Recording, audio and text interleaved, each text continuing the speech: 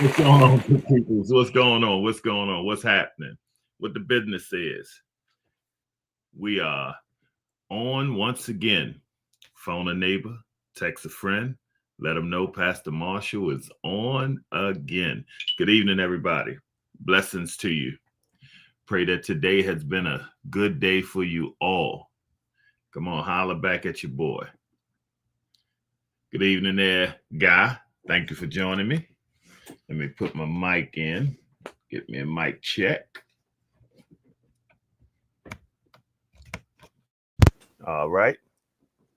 My mic check. Can I get somebody to let me know if my mic sounds nice? Good evening there, Mama Ann. Can y'all hear me? Can y'all hear me? Hear me? Hear me?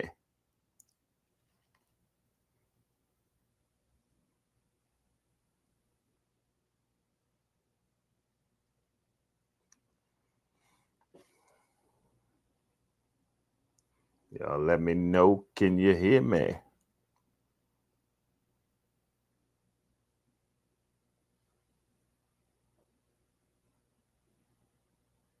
All right, my man, my man. Appreciate you. Appreciate you. Good evening there, Tyron. I know, man. Seemed like it was just Monday yesterday. Good God Almighty. But good evening to you, Tyron. Prayerfully, you in a good spot this evening. Good evening, Miss Marguerite. Thank you for joining me. Thank you so much. How was y'all day today, Ivory? Earlene, how was y'all day today? Talk back to me. Let me know how y'all day was. My day was pretty good. Had a pretty good day. Was able to get some things taken care of that I wanted to get taken care of. So that's always a good thing. Never seem like it's enough hours in a day. Never. Seem like soon as you punch out on Friday, almost seem like you punching right back in. My weekend be gone.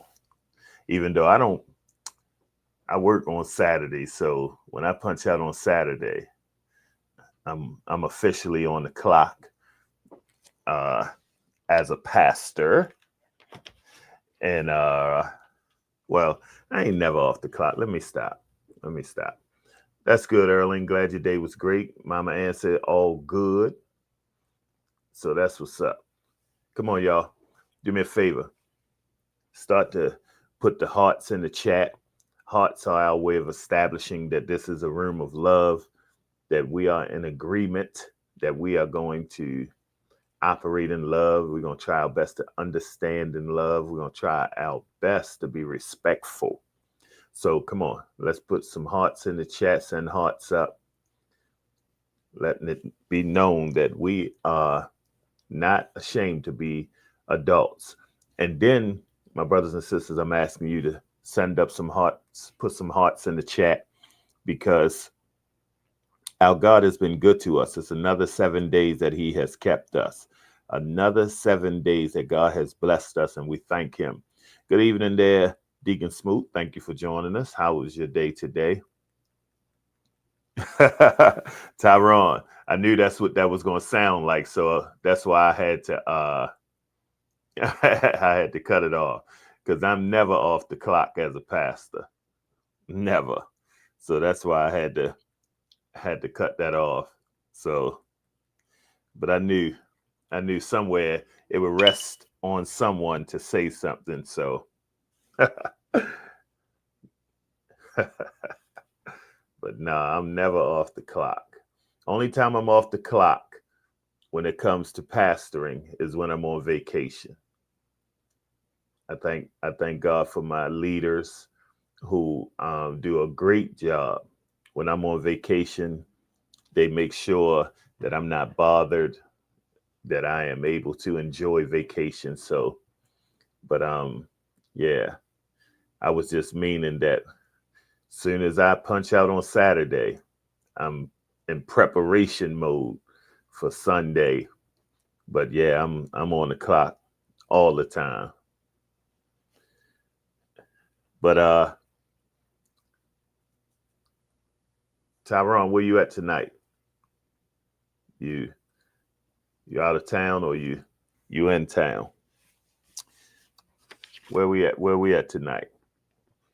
Good evening, everybody. Glad y'all joined me tonight. Thank you. Appreciate you.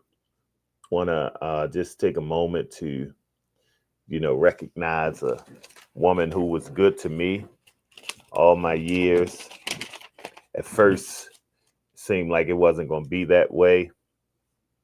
First, I thought she was a mean lady. I thought she was mean.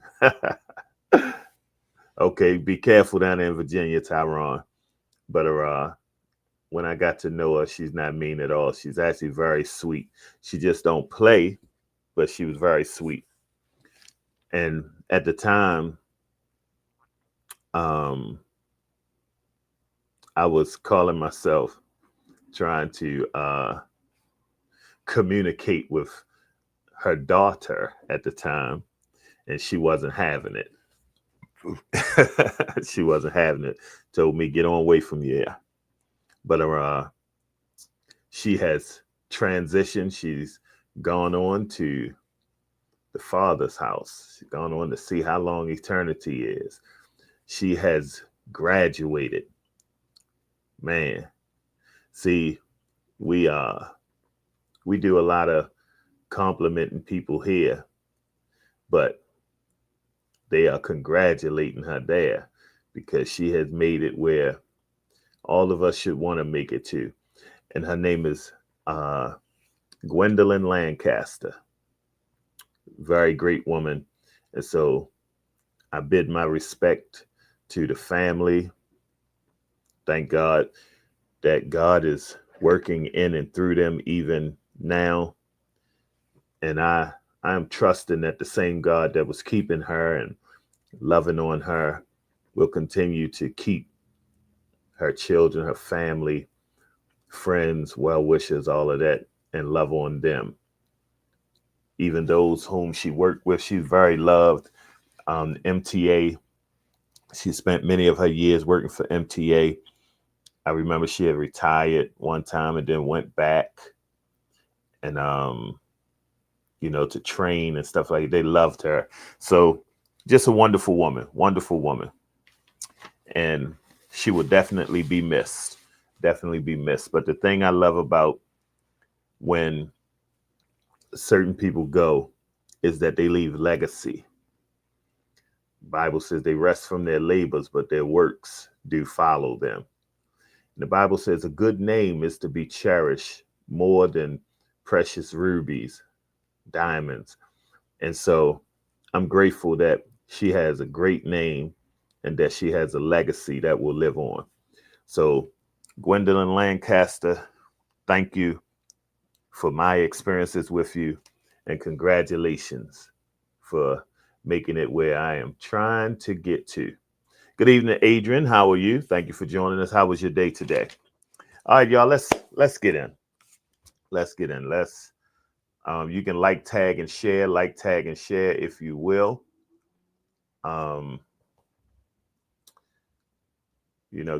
Get those in here who we normally would have in here. Let me put my little thing up because I don't know if that was up. Make sure that is visible so that unfortunately the world won't be able to try to stifle and shut down my broadcast. But please like, tag, and share. Like, tag, and share. Get our good peoples in here, please.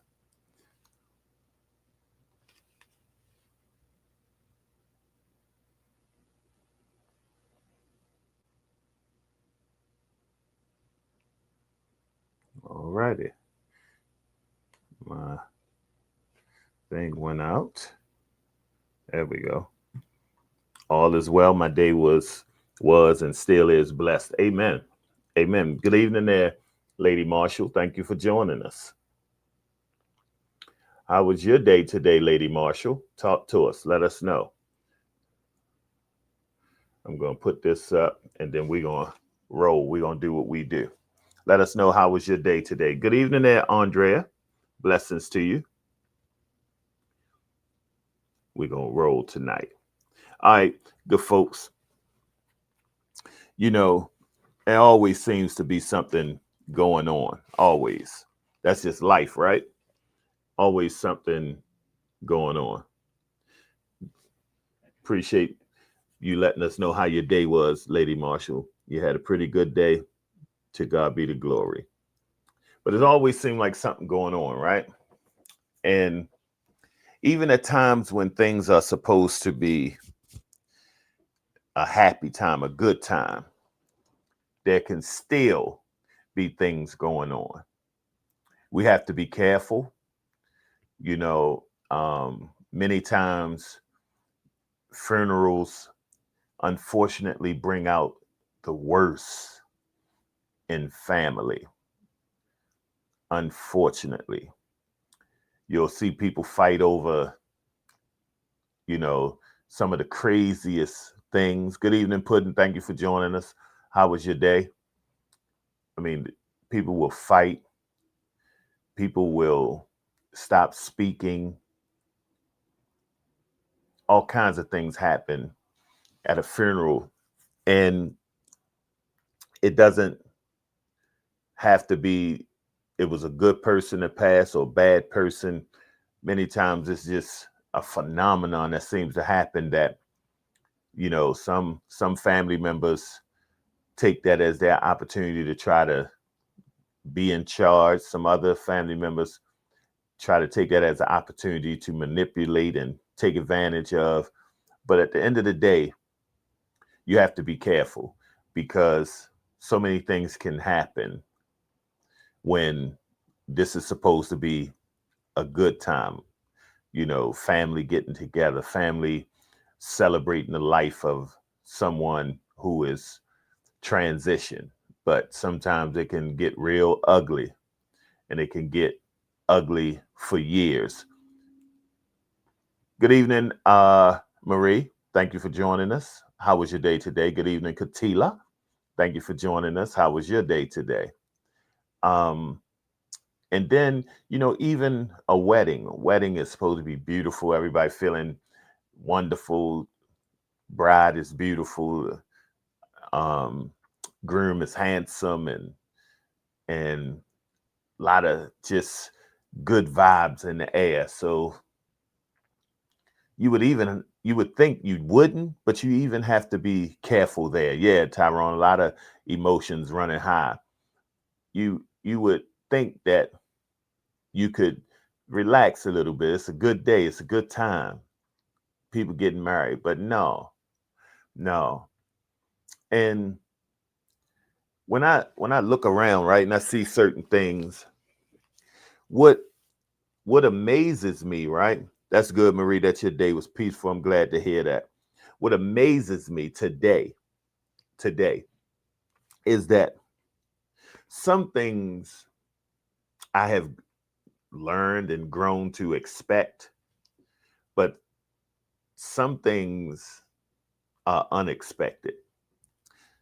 That's good, Katita. I'm glad you had a great day. That's what I'm talking about. I expect that those who are, I'm going to say it this way, I expect the world to be the world. Good evening there, big bro. Glad you're here. How was your day? I expect the world to be the world, but I also expect believers to be believers. I expect young people to be young people, but I expect older, mature people to be older and mature people as well. Things go crazy, they go off, they go left when one of those parties don't end up, you know, in a sense, holding up their end of the bargain or their part in the situation. And usually you can count on young people being young people and you can count on the world being the world. But I wish I could say that you could count on believers being believers and mature grown people being mature grown people. But I am seeing a lot of the unexpected. Many of us now, we are at those ages where our parents was, and we were trying to establish who we were and who we are and what we want and where we going and all that type of stuff. Many of us are at the ages now where we were getting on our parents' nerves at this age because we felt like we were grown and we would say certain things, or we were at the stage of getting grown and all of that type of stuff. What we had, though, that I'm not seeing a whole lot of today, is what we had was people who would not necessarily worry about your feelings or anybody else's feelings, but they would try to do the right thing. They would try to do the right thing. So you would have older, mature people who didn't have a problem saying something to a young knucklehead, a young misguided person, a young person who just didn't have it just yet. And they wouldn't just say it one time, they would say it several times, enough to try to get through. Now, it's amazing, right?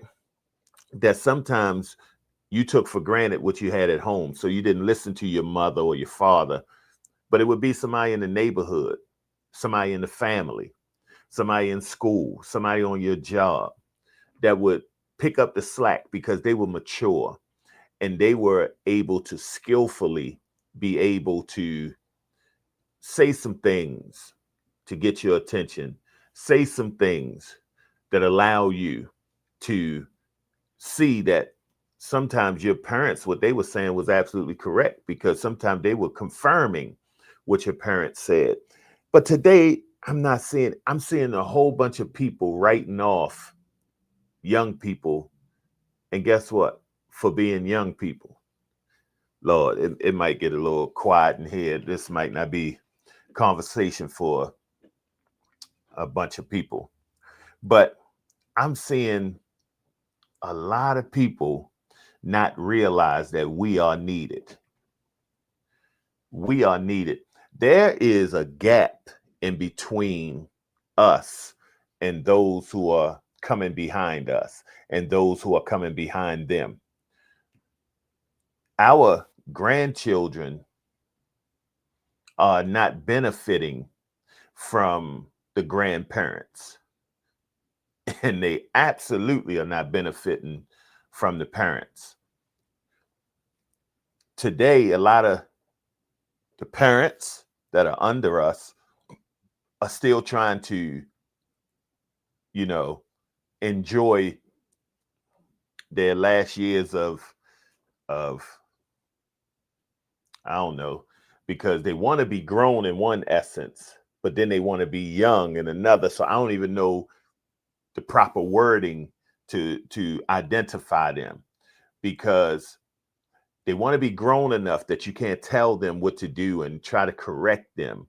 But then they want to be young enough that they don't want to accept the responsibility of the children they already had, or the bills that they need to pay, or, having to work, having to do grown up stuff. Tyrone, that's good. Tyrone says, but these young people are just not listening. But you think back, Tyrone, somebody was saying that about us. Somebody was saying we wasn't listening. I know they were saying it about me, and what helped me, Tyrone, when I was out there, and I was in the streets. I was, but I had some guys, Tyrone, that would say you don't belong out here. I had some people of the neighborhood, when I would have a little job or something, they would tell me that, I'm different, things of that nature. And it helped me to start to see life different than what I was seeing where I was. Because if I was only left to where I was, my contemporaries, my friends, my associates, I would have been in a bad place.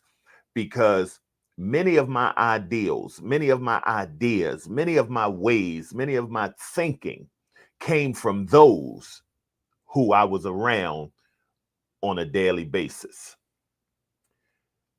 I didn't know about proper relationships. I didn't know about being smart with money. I didn't know about mature things. I got with a girlfriend at a young age. I knew nothing about a relationship. So I didn't know how to value what was there. I was in the streets, wasted a lot of money. So I didn't know how to value money, because it was easy come, easy go. You don't even trip off of it. You having fun, cool. You know what I mean? You got your tennis, you got your clothes, you got your stuff, and so you feel like you good. When the whole time you not good, because you don't have a penny. And as my mother would say, you don't have a pot to piss in or a window to throw it out of. But yet still you walk around like you the biggest and the baddest. And so I didn't have it. But there were people that God skillfully put in places that got my ear. So, let's say our children are not listening to us, which in some regards, I wasn't listening to my mother. But thank God there was somebody like a Mark Johnson who was on my level to a certain degree. He was older than me, but not that much older. But yet and still, he saw more in me at a point than I saw in myself. So he would get in my ear, say some things. Then I had like a group of older men that, when I would sit around them, they would say, boy, you don't belong out here. I had a guy who, was my guy, Dwayne Chase, who he was a athlete and a star in my eyes. And so that's who I was trying to emulate, trying to be like. And he would try to keep me clear. I had guys who was drug dealers. And when I was doing my thing, they were telling me to get off the corner and things of that. So even though I wasn't listening, I had different people in different walks, different places, still telling me the same thing. And at some point, it started to sink in, even though I wasn't listening. I wasn't listening. I was hard headed. I was doing my own thing. So to my mother, it probably seemed like I could have been a lost cause. Other people, there was, because there were people telling me that I was going to jail, that I was going to end up dead, that, don't be with him. Don't mess with him because he's going to be just like those. And all people were saying those things. But thank God there was some other people saying some things. Thank God there was some other people that continued to say some things. And thanks be to God that they said it enough till it got to a point that I started to listen. Then it got to a point that I didn't just listen, I started to accept it. Then I started the process of change. I see some comments. Let me see what we got. Tyrone said, but these young people are just not listening. Puddin said, yes, a loving, nurturing Reverend Gertrude Stevens and Reverend Grace Lemon and evangelist at Nellie Alston. Definitely they were people who would mentor and love on you. And major way. Lila Brown is another one. Pudding, you may remember Lila Brown. That was a very sweet woman, man. Oh man, I love me some Lila Brown. Um, Deacon Kenny and different other people that was instrumental for me. Tyrone says they're making babies, then want to go back to living their best life. Yeah, definitely true. Ivory says so true. Puddin said it's our approach. Can't be judgmental even when we want to be. That's some wisdom there. Puddin, that's some wisdom. Tyrone says, yeah, that's you. I always listen to my elders. Yeah, you had some people that would listen, but then some people had to find out the hard way. Thank God I didn't find out the hardest of ways. But, again, it took hold at some point. How can the children listen when the parents are not listening? Now, that's a great question, Ivory. That is a very great question, and I'm gonna come back to that. We have to be better examples. Yes, as adults, we do. We have to be better examples. Adrian Napa says, Puddin'. And I spoke about this a little while ago. Nowadays, we're so caught up in minding our business that we don't say much to these young people. Yes, but you heard them say, Tyrone says, but you heard them, so it was in your mind. Deacon Smooth speaking to Ivory. Yes, oh yes, Miss Marie White. Greatness, right back to you, bro. So let's go back to Ivory. How can the children listen when the parents are not listening? That is a great question, Ivory. And unfortunately, Ivory, many of our children are in bad situations because the parents are confusing the children, because we have many parents today that are in some essences trying to be friends with their children. So they're not correcting them. They're almost coercing them into the life that they're in. You got other parents today that feel like it's cool to sit around, get high with your children, drink with your children. Now, I'm not talking about like men when they have that male child and that male child get 18 or 21, you sit down and have a beer with them and quote unquote have that man talk. I'm not talking about, I'm talking about we sitting back and we blowing weed like we homeboys, we drinking and talking crap like we,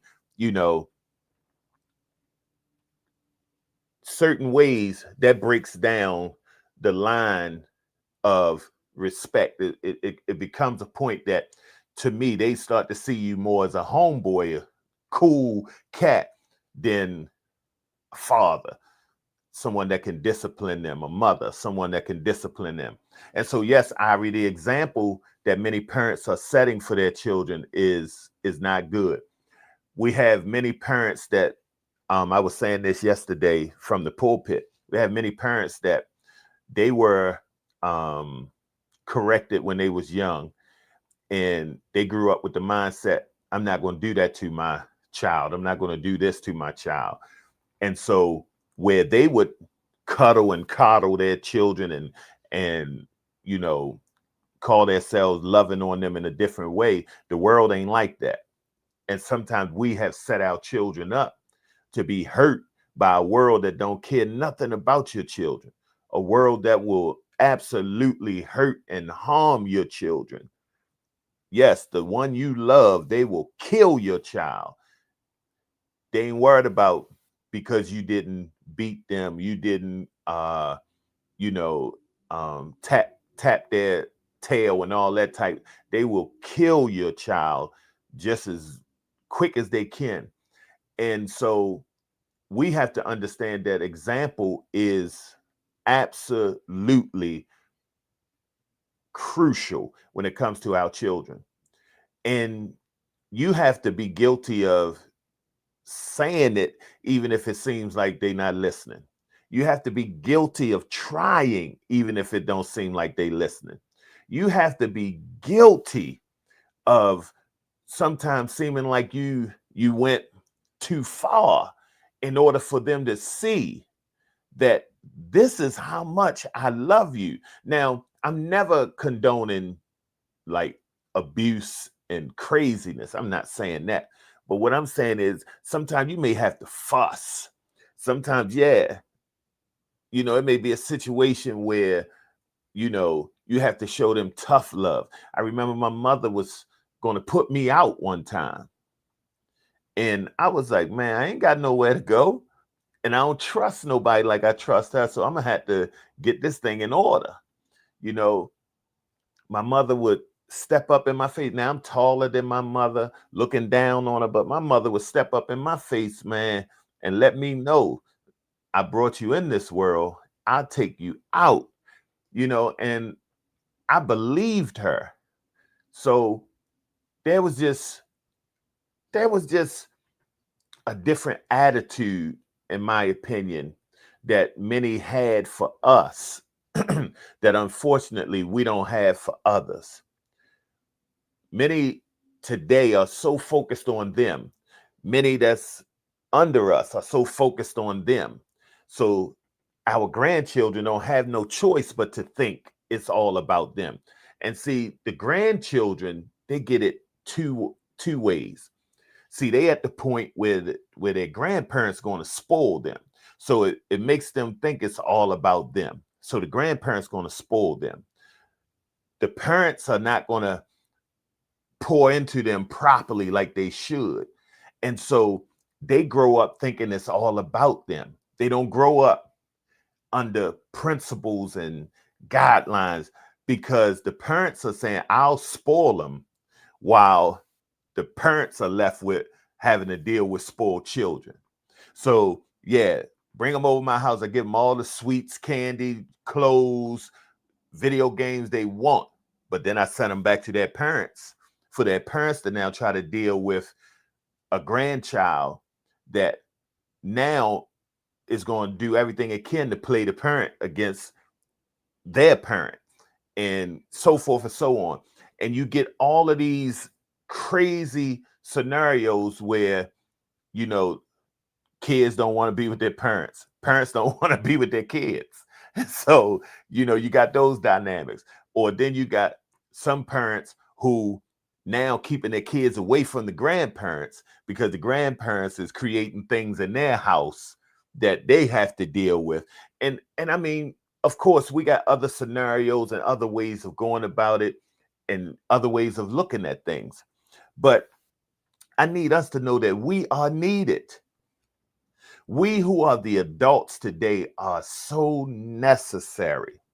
So necessary. Let me see what's being said. Erlene says, often we might have to watch how we approach them.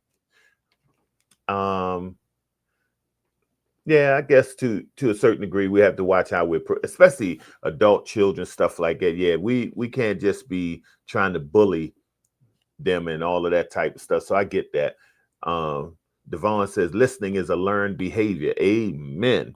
Amen. And the thing is, it's a learned behavior. So it's a behavior that we have to continue to teach so that they can learn, because some they're going to have to listen or they're going to learn the hard way. Deacon Smooth says, the sad part is entitled parents are raising, yeah, there you go, entitled children. It's a cycle that keeps repeating. Yes. And it's a sad cycle, Deacon Smoot, because then these children are released on us. So they feel like we are supposed to treat them the way that these entitled parents treated them. And again, we are not going to treat them that way. So then there becomes this place. And then you have parents that are ready to support bad behavior just because it's their child. They done created this entitlement. The child absolutely disrespectful. The child absolutely wrong. But yet and still, you have parents, just because it's my child, will defend the child instead of defending the morality, instead of defending accountability, instead of defending respect, instead of defending what is right. They will go the wrong way just to show their children that I got you. I got your back. Man, I remember they would call my mother up to the school, And some occasions, the teacher was lying. Now, she didn't have like just a whole lie, but certain aspects of it wasn't true. And I would say, no, that's not true. And so my mother would be like, you calling a grown up a liar? Yes, yes. Boys, you crazy. And she would go off on me. You know, they told her I did this, I did that. She would go off on me. It wasn't no coming up there acting a fool on them to support my foolishness. She was going off on me. And so many of our children are lost or confused because you keep defending the wrong. But then when you try to correct them, they're like, wait a minute, I just saw you cussing somebody out and I know I was dead wrong. I just saw you in the courthouse ready to put your house up. And I was slinging out your house. I had guns in your house. I had drugs in your house. I ain't respect your house, but yet and still you ready to put your house up for me. But you want to correct me? We are unleashing these type of children on the world. And then when the world ain't ready to accept that type of foolishness, it creates other types of dynamics. This is why mature. That's why I started off earlier saying mature. Those of us who are mature, those of us who have a good comprehension of life, those of us who have a good moral compass, those of us who have a good understanding of character, of accountability, of respectability, those of us who have those things, we are needed. We are needed. So when we on these jobs and we see these young people, sometimes you might have to pull them to the side. I do it on my job. I pull them to the side. I say certain things. Some of them listen, some of them don't. But it's more that has listened to me than that has not listened to me. It's more that started out all gruff and rough and tough and all that stuff. But eventually they listen to the point that many of them, even when they see me in the street and they not working for the job no more, they still, tell me thank you, ask about me through other people when they run into them, because it seems like you're not going to get through to them. Because see, the defense mechanism is always rah, rah, rah, rah, because I want to put up this hard exterior. But you're just going to have to break those walls down. You're just going to have to understand that kindness, my God, you can kill a lot of stuff with kindness. You can kill a lot of stuff with respect. Respect them. I understand we grown, but they also deserve respect. And sometimes we're disrespecting them and then expecting them to accept the disrespect. You can't agitate them and then feel like you can come back and educate them. You can only be able to educate when you create an atmosphere for acceptance. My God, I wish I had somebody listening to me. See, doubt doesn't need facts. It just needs acceptance. So sometimes we create doubt in others because we won't respect them. We don't accept them and how they may look at certain things. And so when we easy to push them off and just stand on the fact that we're grown, many times we miss what it is that they could be expressing in an area that we can help them in, or miss the opportunity to take the relationship deeper, where it can be a learning relationship instead of a fragmented and fractured relationship. Let me get some reading in. Tyrone says people fell for the trick when the government stepped in telling us what we can and can't do with our kids, and then let our kids know they can call up. Yes, yeah, I absolutely agree, Tyrone. I absolutely. And that's why one of the things was, I really felt this way. I said, if you're going to tell me what to do and how to raise them, then I'm going to give them to you, because you're not going to have me handicapped in my house that I can't parent my children. They are my children. But you want to tell me how to parent them, but you're not taking care of them. I get all the responsibility while you just get to dictate and tell. No, no, no, no. So I agree, Tyrone. Puddin says we have to recreate a healthy village. Thank God I had mine. Yes, Puddin, we have to. We have to create a village where they can understand and trust. We have to build the trust up. Ivory said we are definitely needed. Some of us have exposed our children to so much, and now it's so many children that are depressed, yes, and don't know how to get through. Like, yes, yes, that is major right there, Ivory. Many of us do not want to accept that accountability and responsibility that we have set our children up for failure. Yes, I'm gonna go spiritual real quick, then I'll come back. Many of us had opportunities to kill certain demons. Sometimes, unfortunately, the demons came from our parents, but we had an opportunity to kill those demons, but we didn't, because when we want to do things our way and live our way, there's consequences to living your own way. You have to accept the accountability and the responsibility to be this adult that you want everybody to accept you for. What most people don't want or accept is the fact that there are consequences, choices that come with you wanting to be. So you want to be the type of adult that you are, but you have to understand and accept the fact that I don't have to accept you the way you want me to. I don't have to, especially if it's not a proper, it's not a respectful, it's not a conducive for a mature relationship. I don't have to accept that. You can be who you want to be, but you'll mess around and be either by yourself or with some other folk, because I don't have to accept. And a lot of people don't, they say stuff like, you're not going to change me. Most people who say you're not going to change me are stuck into being ignorant. Come on. Can I just get you a good ear? Yeah. Feel how you want to feel. But most people who live by that, they're not going to change me. They are stuck in their ignorance, because all of us, they used to tell me when I was young, you should learn something new every day. You should learn something new every day. There's nothing wrong with maturity. It's nothing wrong with growth. It's nothing wrong with learning that you was wrong. My God, when will we ever accept the fact that sometimes we are absolutely wrong? Point blank, period.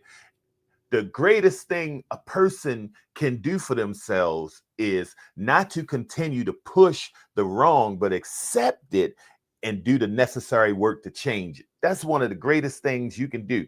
That's what salvation is. Accepting the fact that you are wrong and now starting the process of being right. And the first part of that process is accepting Jesus Christ as your Lord and Savior. The first process for many of us in life is to accept that the man that I am, the woman that I am, is flawed.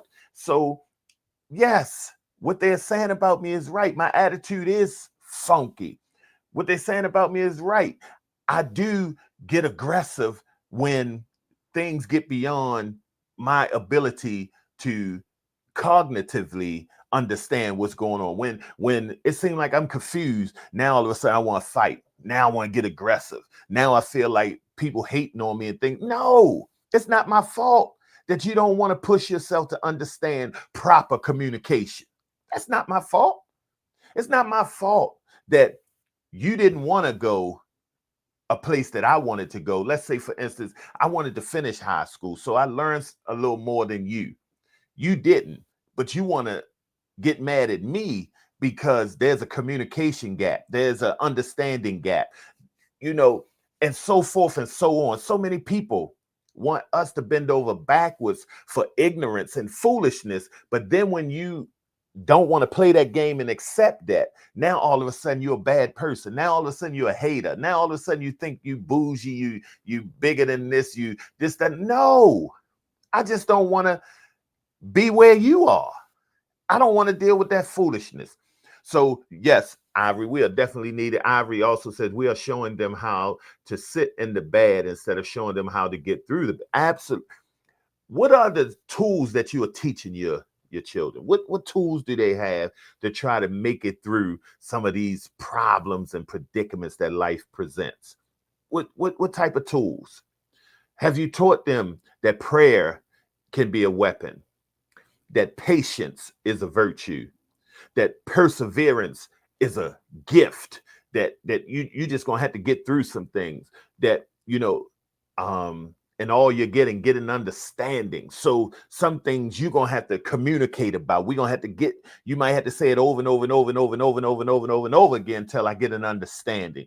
Then it's like, oh, I got you now. Oh, yeah, you know what, man? Yeah. Many people are not speaking, done gotten fights, cuss people out. And then the whole time it was just a misunderstanding. Didn't understand. Sometimes people were saying the same thing. They just didn't say it the same way or believe in the same thing. But because I said it a little different, we beefing. It's foolishness, man. Foolishness. We are needed. We are those of us who can properly counsel people, properly communicate with people, properly, see certain things. There was a scenario in the Bible, right, where two women, they had children. One of the women, her child died. The other woman, her child was living. The other woman whose child died, she tried to take the other woman's child, and it got so bad that they had to take it before the King Solomon. So Solomon has this scenario in front of him, like, whose child is it really? So he said, okay, well, bring the baby. And what we're going to do is we're going to cut the baby in half, and we're going to give one part to the one mother and the other part to the other mother. So the one mother never beefed, never spoke up, but the real mother was like, no, just give the baby to her. No, because the real mother couldn't stand there and see her child get cut up, get killed over this. So she was willing to sacrifice and give her child to this woman to keep the child alive. And Solomon said, no, take that baby and give it to her, because the person who is willing to sacrifice is the person who that baby belongs to. And too many times, man, we in scenarios or situations, and it's really a lack of communication, a lack of understanding. But we need people who wise enough, who mature enough, that can see through this, that, oh, this woman playing games, man. She trying to take this woman's child. We need people who will be able to shut some stuff down, be able to talk to these adults that are inflicting foolishness on their children. And this is why their children are responding certain ways, because their parents are. So some of us have to get in their parents' ears, especially the ones we got their ear. That wasn't right. That wasn't right. No. There's plenty of times I've said stuff to people like, no, don't do that. No, don't say that. I understand it's yours, but no, don't do that. Because they're going to easily turn their ear off to this. Because if you just hollering and fussing and all that, and especially that's the only time they hear from you, most children are going to turn you off. Their anger now towards you, they're going to take out somewhere. And most of the time that anger is going to go another family member, or they get in a relationship, or it may come out in behavior. They start getting high, they start drinking, they start sexing, they start getting depressed, wanting to kill themselves. And sometimes it's just, I don't know how to deal with this anger, this frustration of my parent not parenting me, but they are in a sense abusing me. Deacon Smooth says, no, we would say they telling stories. Better not call no adult a liar. I know that's right. My mother ain't play that. Aunt D, good evening to you, D. My day was great, and I'm glad you got some much needed rest. Good evening there, Mother dear. My day was fine. I had a great day. Great day. Puddin says, yep, some of us don't want to apologize to kids when we are the ones wrong. Hey, say that again, Puddin. Puddin say, watch it. I'm a retired CPS super. Yes. Deacon Smooth says, with an adult child, I've learned that respect must go both ways. Yes. yet I never lost sight of the fact that I'm still the parent. Yeah. Talk that good stuff. Talk that good stuff. Um, Adrian says, yes, I've had to apologize to my kids for not knowing better. Come on, Adrian, maturity. I did what I knew from my mother, maturity, aunts, cousins, and maturity, because sometimes we are products of the things that we are around. And unfortunately, we are not being intentional. It's not that I'm intending to hurt my child. I'm parenting sometimes from what or how I was parented. And yes, now I'm learning that that may have had some bad parts to it, but sometimes also in my head, Adrian, I figured like I turned out all right, so it all of it had to be good. When no, all of it may not have been good. Some of it may have needed to be, shapened and smoothed out a little bit. But that's maturity. We learn from who we learn from, but sometimes we can learn the wrong things. And yes, sometimes an apology, sometimes communication properly in the right way can correct some of these mistakes. That's it, Ivory. Proper communication. Puddin said, oh my God, people get irritated and angry with me often because I ask questions, not to accuse. Wait a minute, where did it go? Not to accuse, but to understand or clarify. Frustrating. Yes, Puddin. And see, Puddin, the defense mechanism of most people, when they don't know, when they don't understand, first of all, they got a label. This is why they'll call people crazy, dumb, stupid, um, you know, whatever name they want, because they have to label it, because they don't take the time to understand it and clearly be able to make their determinations and put titles on it. And then secondly, people, they get aggressive for some reason. They get angry, irritated, because they don't understand. When, yeah, sometimes there's going to be language barriers, sometimes there's going to be communication barriers. And so, yes, questions have to come. And sometimes through the questioning, more light can be shed, more understanding can come. But you have to have a proper understanding that communication goes beyond a lot of time 1 or 2 words. Sometimes communication takes a lot of words in order for us to come to a place of understanding and communication. So you're absolutely right. Puddin says, absolutely. When I apologized and took accountability, my relationship with my son improved so much. Come on, talk that talk. Mother Dear says, Lord knows I tried to teach my kids what I learned from my mother. Come on. Erlene says, I talked with my youngest son to let him know mommy had her faults. That's it. Lady Marshall says, accountability is so important.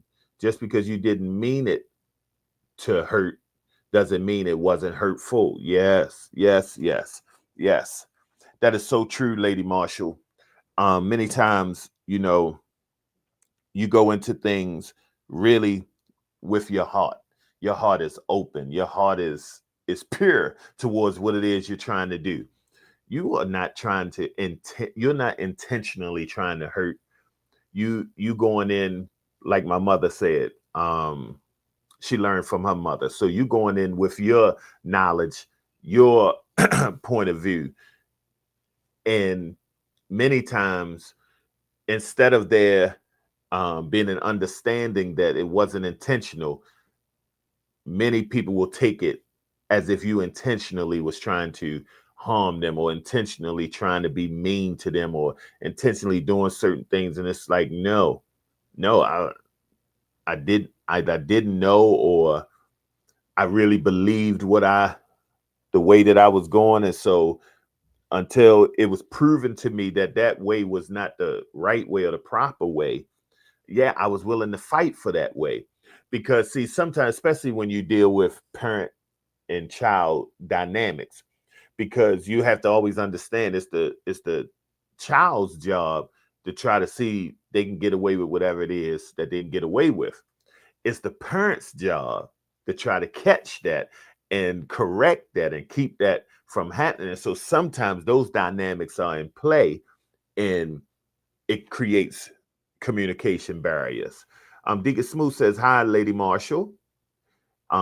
She sends love to you. And then Deacon Smooth says, there's no such thing as a perfect parent. Come on, talk that talk. Parenting doesn't come with a manual, and everyone makes mistakes or learns as they go. Yes. And another thing, Deacon Smoot, unfortunately for the parent, many times when the child gets old enough to know right or wrong, and they're old enough to make certain decisions, unfortunately, you can be a good parent, but you'll be compared to a parent that child wants.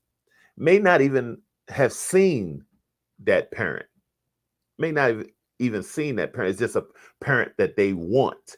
And so you then are judged by what you are not versus what you are. And so they end up making everything about you always do this, or you'll never do this, or this, that, and the other. And clearly overlook and clearly underestimate and underappreciate what you are and what you have done. And many times, if there is another parent that they comparing you to, you'll hear them say, so and so and them, they don't have to deal with this, or so and so and them mother and father did this and this, that, and the other, blah, blah, blah. And sometimes as parents, it hurts like hell to hear that type of stuff, especially when you've been busting your butt, trying your best to do your best. And it's basically like your best ain't good enough. They don't understand that stuff can hit home sometimes. But as a parent, we have to, of course, not take it personal and find ways to skillfully correct certain things without feeling like now I have to try to be somebody else, or I have to try to do what somebody else is doing, when that's impossible to be somebody else. I have to be the best me that I can. Deacon Smooth says, yeah, I can't wait until their kids grow up. I'm waiting with popcorn. Yeah. I'm right there with that. Mama Ann says, but the way my mother and father taught me and I received it doesn't mean my child will follow suit. Each child is different and receives different. Yes, Mama Ann. Yes. You ain't never lied on that. And Mama Ann, it's like, again, going back to Deacon Smoot's statement that there is no perfect parent. Our children may receive different, and it's different times, and so it may call for different ways of doing things. But at the end of the day, you can only parent from where you parent from. So it's imperative, again, for us to have proper communication. It's imperative for us to have a proper understanding and balance of who we are. And if we come to the place to understand that we were wrong, then we have to, apologize, try our best to make the corrections so that our children won't end up carrying that and possibly dumping that into their children. And then you got generations of frustrated, agitated people who just passing on the same things. At some point, there has to be a change, a shifting. We call it in the church, breaking generational curses. We have to have somebody that'll break those things and get us to a place where positivity and productivity will be a part of our process. Devon says, I paid a lot of money to learn that in therapy. I know that's right, Pooh. I know that's right. Mother dear said, well, you go and live in Miss Ann's house. Right. That's what they would tell you.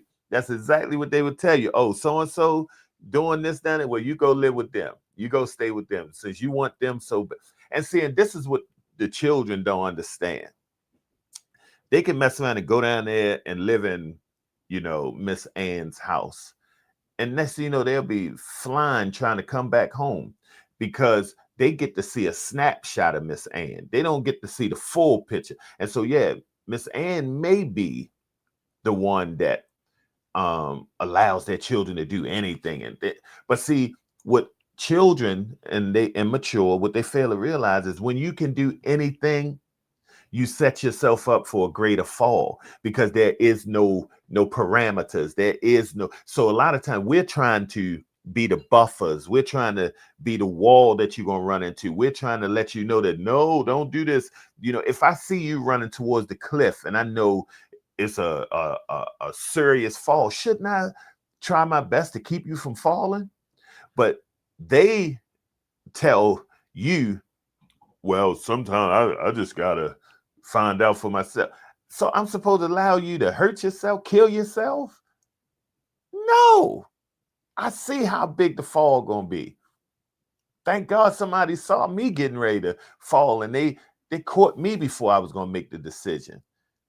And many times that's the translation. Sometimes they don't see that you're really trying to have their best interests at heart. They just see the no. They just see the not right now, not yet.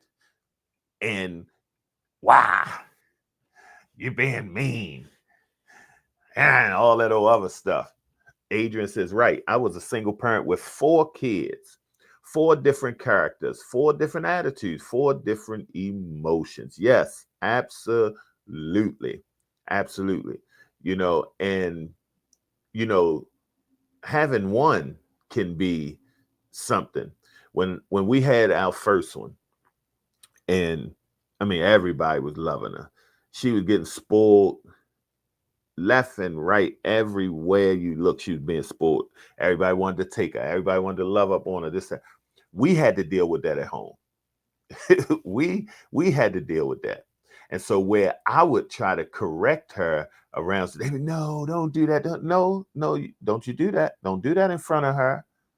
If you feel like there's something that you may need to pull me up about, let's do that in private. Don't do that in front of her, because then you put you against me. And next thing you know, it's a scenario where sometimes the parent put in a bad place. Now I'm looking like the bad guy. So no. Let's talk about this offline, not in front of them. Because so many times, there were scenarios where my child could have felt like, yeah, he's the Grinch, when the whole time, no, I'm trying to show my child everybody ain't gonna be like that. And at some point, this gonna wear off. You get used to this while you're young and cute and cuddly and they doing all of this, but you're gonna grow up. Your bill is getting larger and larger. See, it's cute when it's $5 and $10 to pay for this stuff. But now when it's $500 and $1,000 need to be spent on you, oh, we got to space that out now. And guess who got to deal with the in between? The parent. So sometimes scenarios are created for our children to end up going against the parents. So no. Ivory says, I agree with Adrian. My mother was 30 years old when she had me. And when I got older, she was in her parting seasons or parenting season. Say that last part for me, Ivory. She was in her parting season, like she was chilling. Ivory says, so she didn't show me the proper way to communicate with my children because she didn't communicate properly with me. There you go. Now I be yelling and it's not intentional. Was just what I was shown. There you go, Ivory. There you go. See, and that's maturity. That's understanding. And so let's say you catch it at this point and you're able to catch it before Maya has a child. Then that child has a chance of not having the same thing going on with them before Hakeem has a child and things of that nature. They get a chance now to pour something different instead of you pouring into them what was poured into you. There's some things you can take from the parenting that you got, but then there's some things you have to let go. You have to, because you'll easily pour the same thing into yours and it'll be basically a carbon. Okay, she was in a partying state. I know that's right. She figured I done raised mine. Time for me to chill. Okay, I got you. Puddin said, yes, when people don't even know what has happened in your house and now they want to interfere. I know that's right, Puddin. Ivory says, and I'm not saying that she wasn't a good mother. Of course. Of course, because she was the best mother she knew how to be. Come on. Now, that right there, that is something that many people come to sometimes too late. Come on, I'm gonna close out on that right there. That's a point that many people come to too late. Many children come to that realization late. The parent is most of the time already gone, or they at a place where they sick or something like that, that they was the best parent that they could be. They didn't hold back anything from you. They worked their tail off to try to take care of you. They were in environments that was taken from them, and they weren't, in the lap of luxury, and so that brings about its own stress. They had relationship problems that brought about its own stress. Some of our parents didn't graduate from high school. That brought about different stress and challenges. And so sometimes, like me, I was the first. So I was the trial and error baby. I was the learning how to parent baby. So my mother was trying to be the best that she could, like she said, off of what her mother did, but her mother passed early in her life. So she didn't have the luxury of having me and being able to go to her mother and ask certain questions and things. She was having to deal with me and now trying to deal with memory. And so it's easy for me to judge her and say certain things about her parenting when I don't understand what it took for her to parent me. I don't understand what she had to sacrifice to parent me. I don't understand the nights that it probably was stressful and she crying because she don't know what to do. I don't understand that. I'm immature. I'm young. I'm a kid.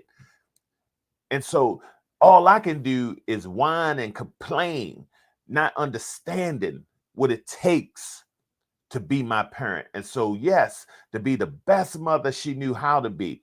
So it's easy to see Claire Huxtable or any other mother that you see and want to try to now put your mother up against them. When no, if your mother showed up every day to be your mother, you ate, you was clean, you this, that, and the other. If it was in the projects, if it was in the apartments, if it was in a family member's house, how dare you feel like you can run them down when they were giving you the best that they had, giving you the best that they could. And most children, unfortunately, get that reality too late. They get that reality when that parent is not able to hear them say, you know what, Ma, you did a great job. With what you had to work with, you did a great job. With the circumstances you was up against, you did a great job. For the things that you had to sacrifice in order for me to eat, you did a great job. For what it is that you had to rob Peter to pay Paul to keep lights on, to keep, different things going on, you did a great job. Not having the father there, you did a great job. Father acting a fool and bringing other problems to you, you did a great job. Having to sometimes parent your siblings, you did a great job. This is why, I celebrate my mother. Of course, you wish you could give her the world and do certain things. But at the end of the day, I quote her so much because I want her to understand that I was listening and that I value what it is that she said to me and what it is that she taught me, what it is that at times when it didn't seem like it was going in, because she would say it's going in one ear and out the other. But no, I was listening. I just wasn't comprehending at the time, but I was listening. And so I'm appreciative that my mother, life for her wasn't no crystal stair. But at the end of the day, she gave me the best that she could. And for all of the different difficulties and things I gave her, all I can do is apologize. And all I can do is appreciate how she still showed up. And she's still showing up, still showing, still one of my biggest supporters in my life. And so, yeah, unfortunately, some people don't get to come to that reality and be able to thank a parent that hung in there with them when they were being ignorant and foolish, putting houses up for you, taking your disrespect. You got the nerve to have been cussing at them. You got the nerve to just been dropping your kids off to them and just leaving them and going somewhere just to come on, let's, as they would say back in the day, just to be hot, just to lay up and be fresh, and as my mother would say, get a wet tail. You know what I mean? Come on. You doing all this ignorant, foolish stuff. If they still here, you need to go to them, hug them, kiss them, text them, something, and say thank you. I was something. Thank you. I was a mess. Thank you. So that's it tonight, y'all. We are needed. We are needed. Deacon Smooth says, you only get one mother. My grandmother would drill that in us. You better honor her while she is here. Yes, indeed. Yes, indeed. Puddin said, yes, listening and comprehending is different. Talk that talk. All right, y'all. All right. That's my moment on Monday tonight. We are needed. We are needed. What really sprung off of this, right? I was at a marriage wedding over the weekend, and some young people, they didn't even recognize that it was a church. They were cussing. Then we had some other people coming in ready to fight and all this in the church on a wedding day, trying to fight the bride on the wedding day. Not one of those situations that, the groom was messing with somebody or one of those scenarios. No, it was some foolishness. At the rehearsal, they come right out of the rehearsal, standing right on the church grounds and lighting up blunts. We are needed. They don't know what sacred is. They know what secular is, and they'll fight you for secular, but we got to fight them for sacred. We got to get them to understand that there's some things bigger than what it is that they see. So love y'all much. Y'all have a great night. Thank you for joining me. If you felt like this was a blessing, that this can help somebody, share it, tag them in it. As always, I appreciate you being here with me. We are here every Monday at 8 p.m. And so I'm grateful for all of you. I know that I'm Pastor Arnel Marshall.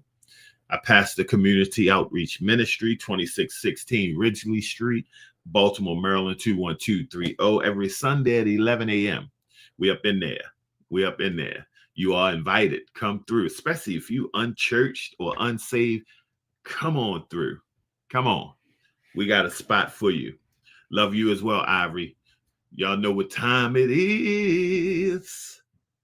Matter of fact, wait a minute. I ain't got my things in tonight. Come on, y'all know what time it is.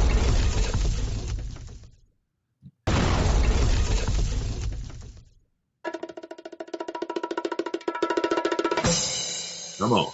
If it was a blessing, come on. Come on. If it was a blessing, I said.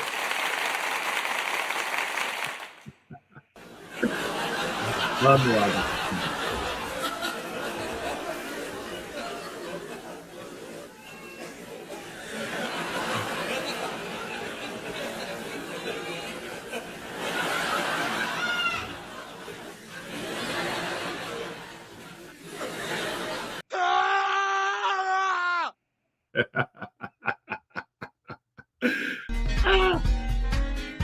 Peace.